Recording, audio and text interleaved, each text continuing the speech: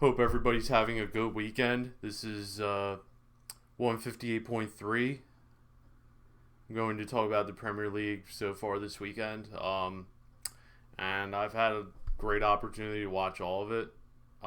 Maybe my faculties aren't all around me or best about me, whatever the word is. But not feeling well recently. But I'm going to soldier on through it. So here we go with some of the games. The first game that I really watched this weekend was Palace and Fulham. Crystal Palace beat Fulham 2-1. Wilfred Zaha again was just brilliant in this game. He assisted he had a no-look assist to Jairo Riedewald, who's been struggling in his tenure at Palace, but he's really come back this year. He's played really well, and it resulted in him getting a goal. And then Zaha slid in for a second, slid right into the post, hurt his shinny bones a little bit, but I don't think he'll complain too much about that. And Tom Kearney, when Fulham was down to 10 men, pulled one back in the last minute, but it really didn't result in much. Hopefully it'll help them in the goal difference when they're in the relegation battle at the end of the season, which it looks like clearly that's the direction they're going so far in this season. They are currently in dead last with a -8 goal differential. Really doesn't look like Scott Parker is long for this job. I mean, he's a club legend at Fulham. He's a great servant to the club, but sometimes some people are out of their depth. He did a good job in getting them promoted last year, but the Premier League doesn't look like his speed yet. He might be a good manager in the future, but he really cannot seem to motivate Fulham to take it to the next level, in my opinion. And they have the players to do it. They have the players to be better than they are, but they're really playing like a last place team, and it shows. Next game I want to spotlight is West Ham Man City, and surprisingly it was a 1-1 draw. David Moyes. All right, here's a running joke I have with certain Everton fans is the alter ego of David Moyes, his Spanish cousin from San Sebastian, David Moyes. Because once in a while, I remember at Everton like it was the back of my own hand. He has this reputation of being pragmatic, defensive, 4-4-2 traditionalist. But sometimes, every once in a while, he runs a 3-4-3. He runs something crazy. I don't know what's in his coffee one day. He's like, I'm going to run a 3-4-3 with Sylvain Distin carrying the ball as a center defensive midfielder. He did that sometimes at Everton. And he did that. He had a 3-4-3 again today, and it really worked. It really did work. Mikel Antonio is in great form right now. He scored the opening goal. And Phil Foden got one back after coming back from halftime. I really think Phil Foden should be week in and week out starter for Manchester City and should have a higher number or a lower number than 47. I really think it's his time to shine. He's the next great English player, and they need to give him that chance. He scored a wonderful goal today. And Man City's struggling again. I mean, look at them. They're 13th in the table to start out the season, and a lot of it has been from draws that should have been wins, and this should have definitely have been a win. Throw out the form of West Ham, throw out, maybe Man City hasn't played the best and it's a crazy season. They should have won this game. This should have been a winner for Manchester City, and they're going to kick themselves for not doing so. All right, Liverpool and Sheffield, 2-1 Liverpool. First game without Virgil van Dijk. Let's see how they do against Sheffield. Sheffield struggling at the bottom of the table. They're 19th place. Really not the start they're looking for. It looks like they're going to be one of the relegated sides so far starting off the season. It's going to be a long road for them. Last season seemed to be a flash in the pan. I think they have a lot of good players, but they're definitely punching above their weight, and it clearly looked like they were doing so last season. But Liverpool, if you look on paper, that's a team Liverpool should have just brushed aside like 6 goals. But I think you're seeing the effects of not having Virgil van Dijk a little bit, and they're trying to ease themselves into this new frontier, not having him for the rest of the year, and it's really hard for me to envision them winning the league again this year. It's just they struggled to beat Sheffield. I mean, there was a controversial VAR decision again, which led to a Sheffield goal and kind of changed the complexion of the game. At the same time, they should have definitely been in much more control of this game, to be honest with you. It's going to be a long struggle. Manchester United and Chelsea, a 0-0 draw. A lot of people didn't expect this, but Benjamin Mendy really makes Chelsea a different side. It really does. I mean, a goalkeeper that could actually stop shots really does change your outlook on the season. And it's interesting to see where they go from here, and are they going to be able to beat lesser teams with Benjamin Mendy? They had a tough time scoring goals. I know Harry Maguire choked out Azpilicueta, and VAR didn't see that, and VAR didn't felt the need to not get involved, which is sketchy as hell. But at the same time, Chelsea should have gotten more opportunities, and that way Mendy was playing, this definitely should have been a winner for Chelsea, but clearly shows that maybe Chelsea, kind of like Man City, kind of like Liverpool, it's hard to envision them like getting back into this Premier League race and making a go of it. Will they be top 4? And that's another question we'll get into, is are they a top 4 side? I mean, it's hard to envision that as well. Leeds defeated Aston Villa 3-0, and this game's kind of close to my heart because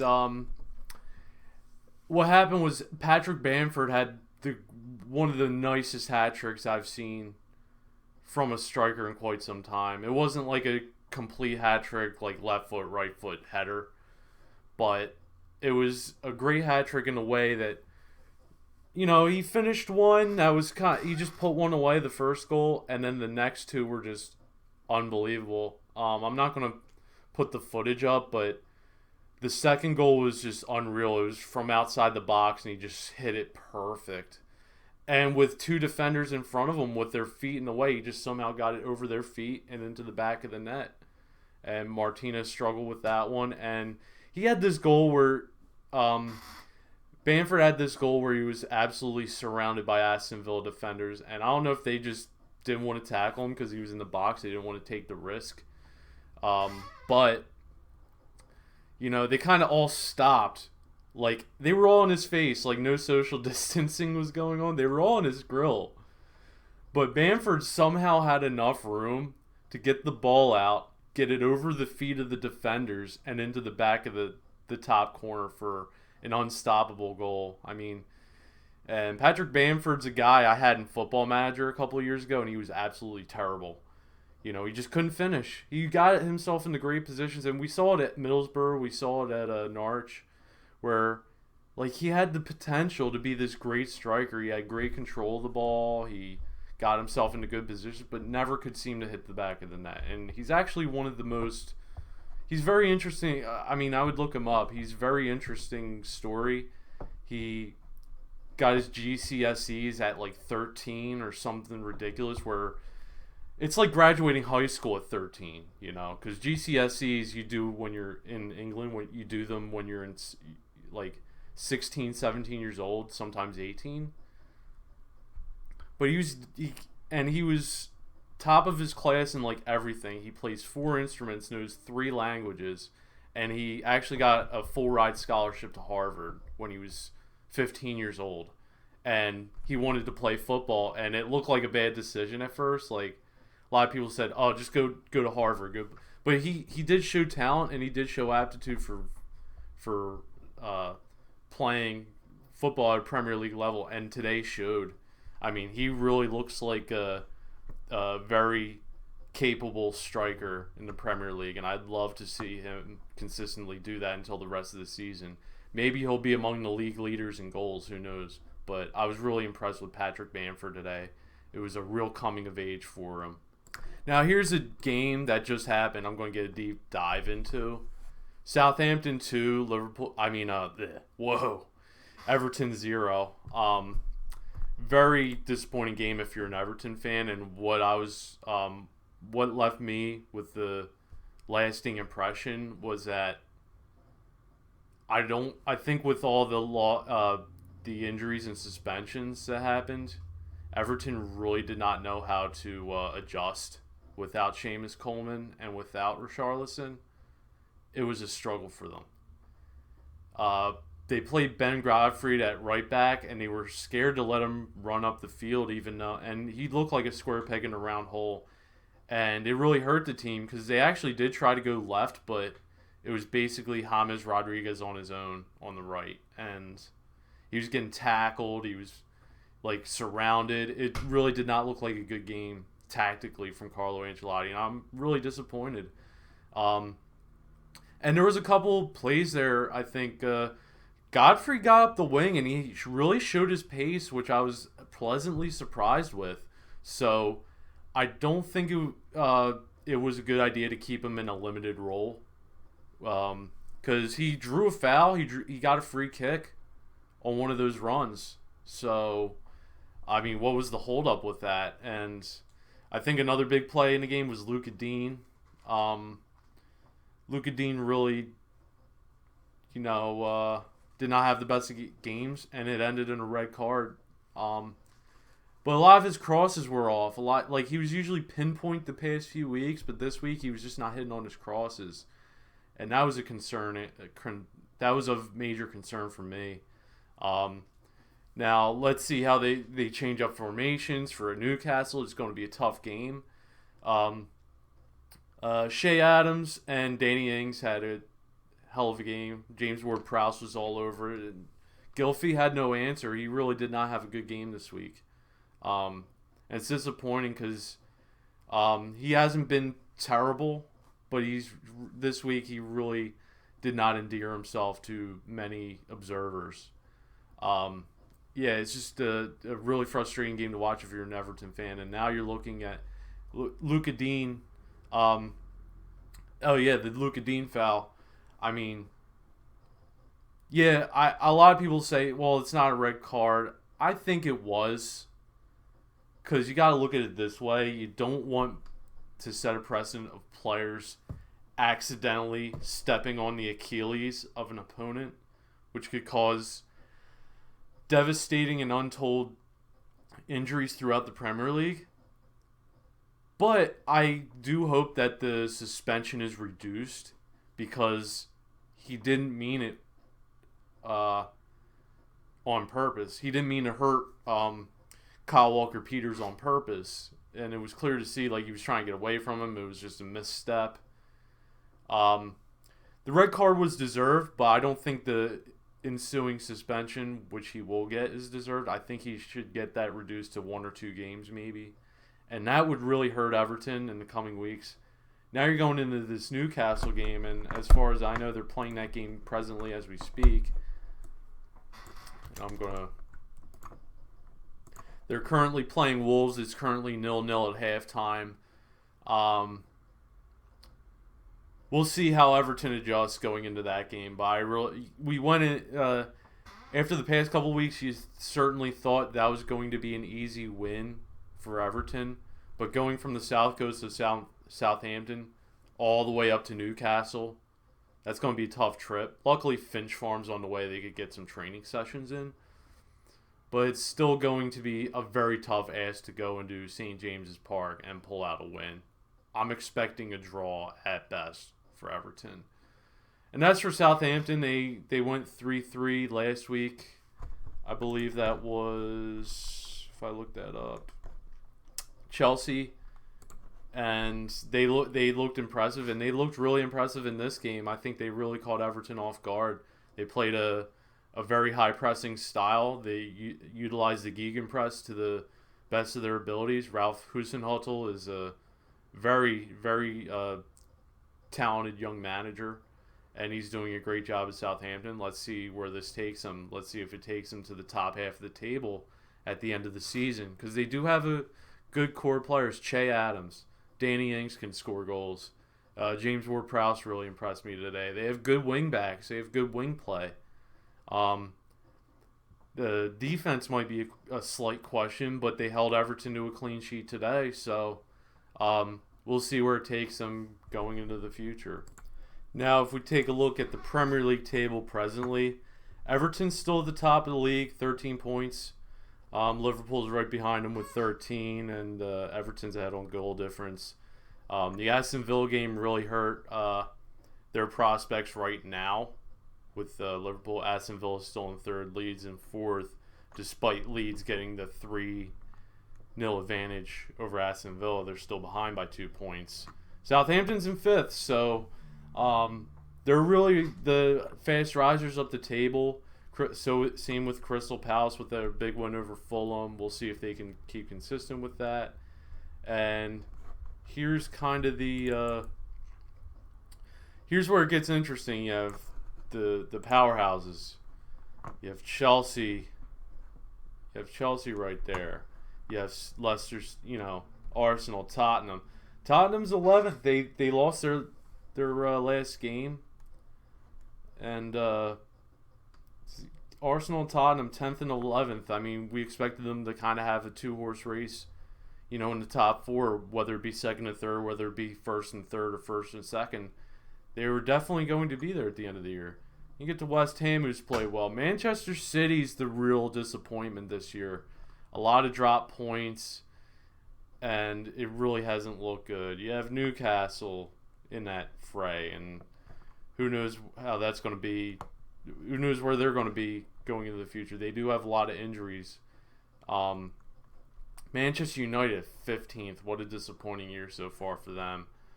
And then you keep going. I mean, it's just been a wild season. Brighton's at 16th. And, you look at your relegation battles, Burnley, Sheffield, and Fulham. And West Brom's right there. I mean, it's just been a wild year for the Premier League. Look at the teams at the top. And you have the cluster of power teams, traditional power teams in the middle. And it's not like those were hard luck losses. It's hard to see Manchester United, Chelsea getting back into the fray, or even Man City. They just played the most uninspiring football so far. Chelsea might change things when they replaced Kepa with Benjamin Mendy, but they didn't score the goals to make up for how much better Mendy was in goal for them. I mean, Tottenham's been in has some players in great form, but they haven't been consistent. Arsenal hasn't been consistent. Leicester hasn't been consistent. Manchester United looks terrible at times. They just are completely lost in the shuffle. There's almost no way they're going to make top 4 this year. It'll take a miracle. They're not making the top 4. I just don't see it. Everton lost today, and it looks like they're going to go on a run of some mediocre results that should be wins on paper, but I mean, Chelsea might be the team that rises up a little bit. So is Tottenham. But Chelsea hasn't been inspiring from a goal scoring standpoint. I mean, where are these goals going to come from? So the traditional power teams are really going to struggle this year. And then also Liverpool losing Van Dijk, they overcame that today, and they have a good enough team to make a run. But Virgil van Dijk pretty much almost in this season would almost guarantee them winning the Premier League again. So it's just hard to envision who's going to actually come out of this fray. and actually win the league. I mean, Everton doesn't have the depth to win the league, I don't think. I was optimistic, but I mean, losses like today really put a damper on it. I don't know, Tottenham, but again, they're not consistent. So it's going to be real interesting to see where the league goes. I really can't. I mean, number one, this is one of the earliest that a team has lost their invincibility streak. Like, we're in match day 6, and every team has lost at least once. So, and usually you'll see teams win the Premier League and they don't lose till like March or February. But yeah, this is going to be you could probably win the league in the 80s with 80 plus points. You don't have to have 90 points to win the league this year, I don't think. It's going to be one of those years, and we'll see where it goes. But so far, it's going to be an interesting season. I think it's been happening in all the leagues too. I know the Spanish league and has like some crazy like the Italian league, and the French league. There's a lot of untraditional teams at the top. The German league as well. So it's going to be an interesting year in the world of football. So let's see where the Champions League takes us. Let's see what happens in the Nations League. Should be interesting. So. Yes, and we'll see what the rest of the weekend holds for the Premier League. We're still in the progress of Wolves Newcastle, and that has some big implications as well. Let's see if Wolves can maintain a top half push. So that's it. This has been my report on the Premier League this weekend, my impressions. At my channel 158.3. Like, subscribe, comment, even with the nasty comments. Every feedback is good feedback to me. I really don't care. You could come at my red hair. You could come at how I look. You could come at how I edit my videos. I really don't, But I always welcome critique and improvement. So, and again, I haven't been feeling the best lately. So I hope you understand. So thank you, and have a wonderful rest of your weekend, whatever's left of it. Peace.